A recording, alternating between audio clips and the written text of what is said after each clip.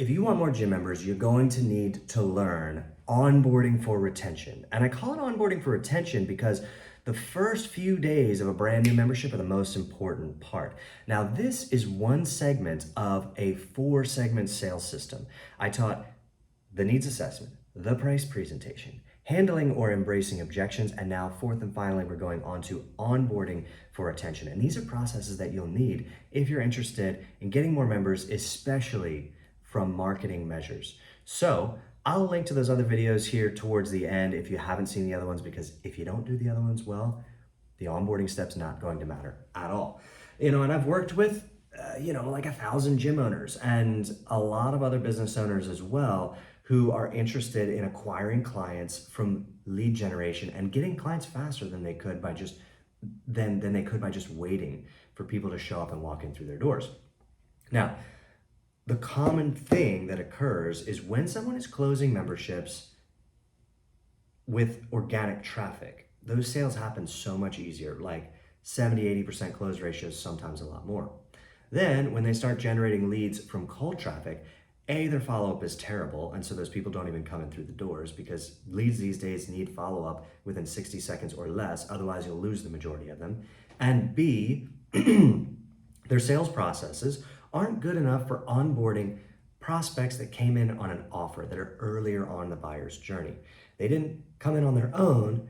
You gave them an offer, so they came in a little bit before they would come in on their own. So sales processes aren't good enough for that. But if their follow-up's good enough, if their sales processes are good enough, then we can get to onboarding for retention. And now this matters.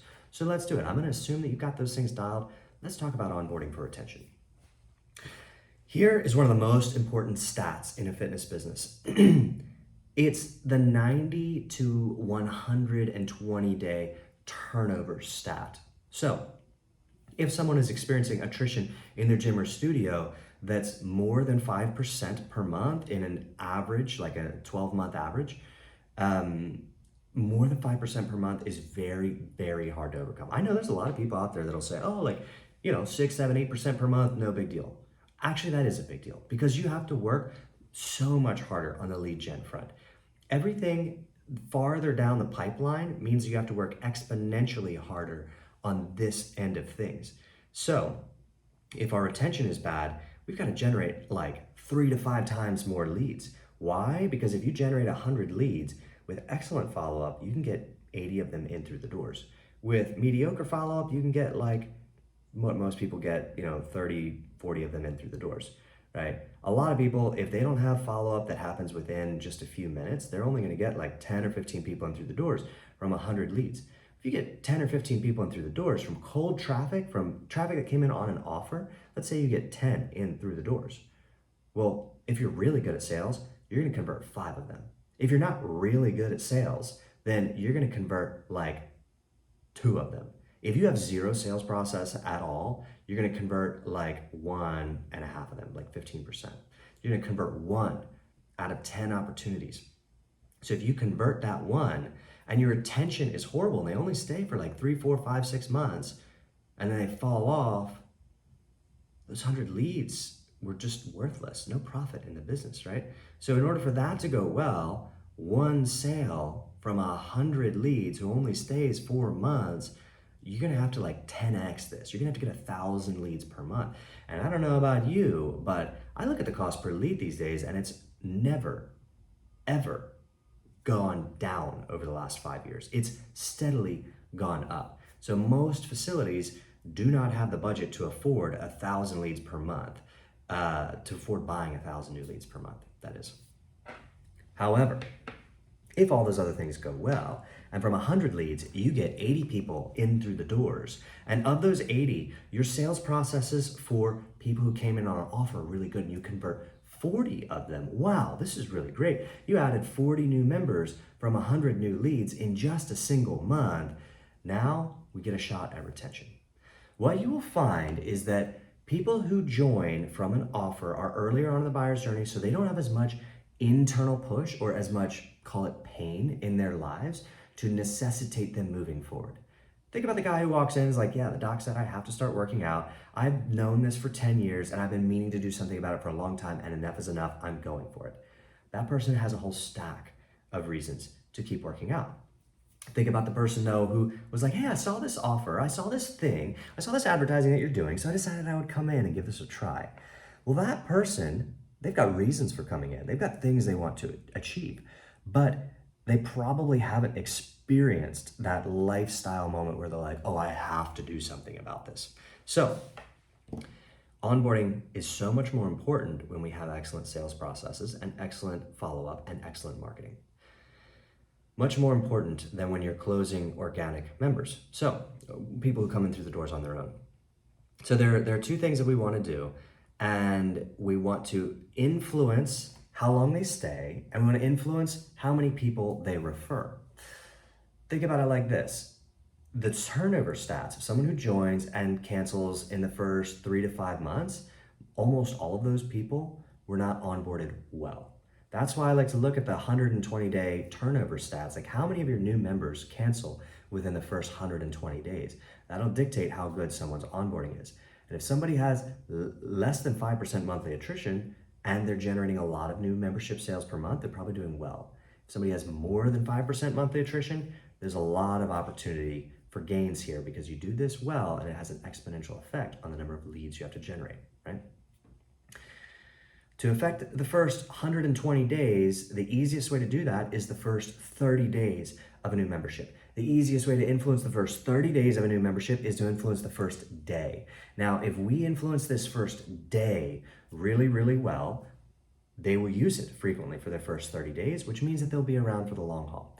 What do we want to do on day one? Let's make it really, really, really simple. I'll tell you about what we want to do on day one and what we want to do for the first 30 days. Day one. We want to give them a good reason to refer a new member. And I've got systems and processes for that you can read about in my book.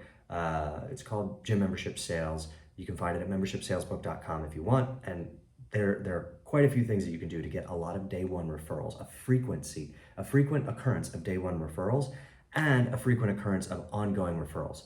If you're just allowing referrals to happen when they do, you could probably triple the volume of referrals that you get. So that's thing one, refer somebody. Thing two is establish a schedule. And thing three is make sure they use it. And that's going to get into the first 30 days. But day one, establish a schedule. What we want to do, most people say, you've heard this before, oh, well, just use it 3 times a week and you can get results. True. For the average untrained individual who's getting back into it, deconditioned, will say 3 days a week is going to make a tremendous difference in their life. But think about this. If you're going to the gym 3 days, how many days are you not going to the gym? 4. The scales are not tipped in the favor of habits. You're reinforcing the habit of not going more often than you're reinforcing the habit of going. But the moment that we're going 4 days a week and not going 3 days a week, the scales tip the other way. Beautiful, right? So now the force of habit is on our side. We want to employ that as much as possible, help someone establish 4 or 5 days where they're planning on using the facility plus backups. The second thing in establishing a schedule is we know that regularity or routine or consistency makes it so much easier for someone to follow a schedule. Not only will the triggers in their day happen to fall into order around this schedule, making it easier to come if they come at the same time, but so does their circadian rhythm orients. Like the body is interested in eating at a certain time, waking up at a certain time, sleeping at a certain time, just like it's interested in ordering its systems around exercise and expenditure of energy at certain times of the day.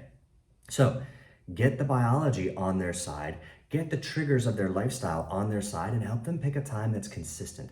Not like 9 a.m. class on Monday and like 4 p.m. on Tuesday and like noon on Thursday. That's a hard schedule for most people to stick to.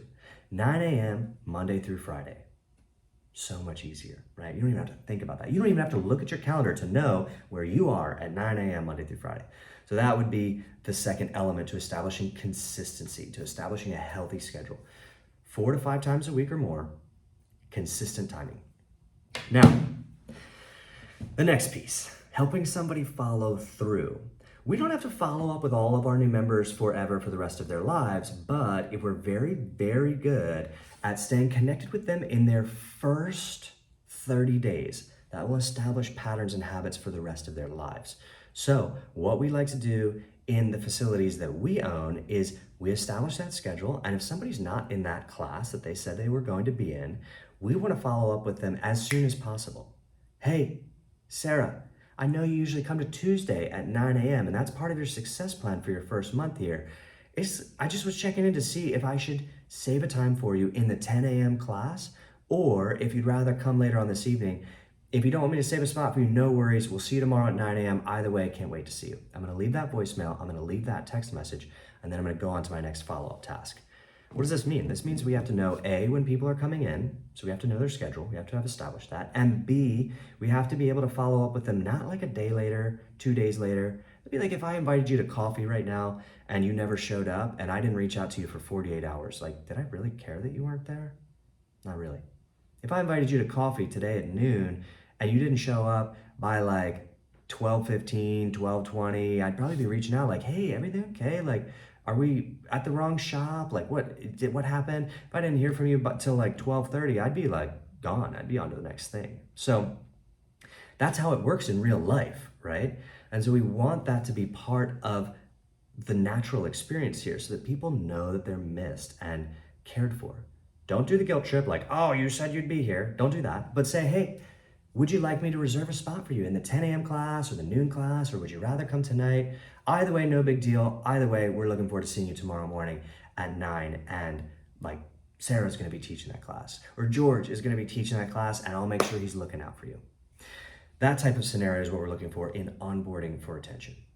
Do day one well means that you've established the routine and you've given them a good reason to bring a friend.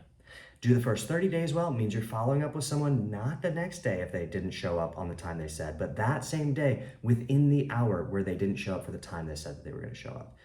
All right, that I trust will benefit you tremendously in retention. And as I mentioned earlier, a lot of people think that, retention higher than 5% is not a big deal. In the 6 studios that we own, when we first acquired them, they were at like 12% monthly attrition and sometimes worse. These days, they're consistently below 5% monthly attrition, and quite often we put up monthly numbers like 2%, 1%, 3% monthly attrition.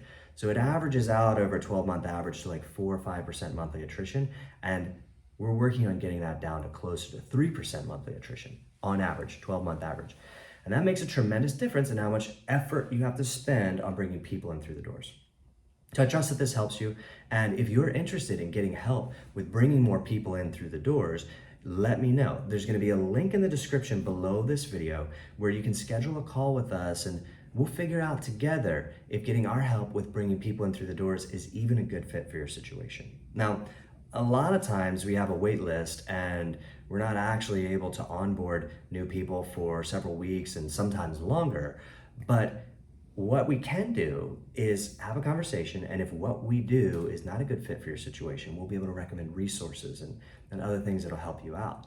And if it turns out that what we do is a good fit for what you'd like to achieve, then we can carve out some resources and reserve a spot for you in the program. You can go to the link below, or you can go to membersondemand.com to check out more information about that, and my team and I will see you there.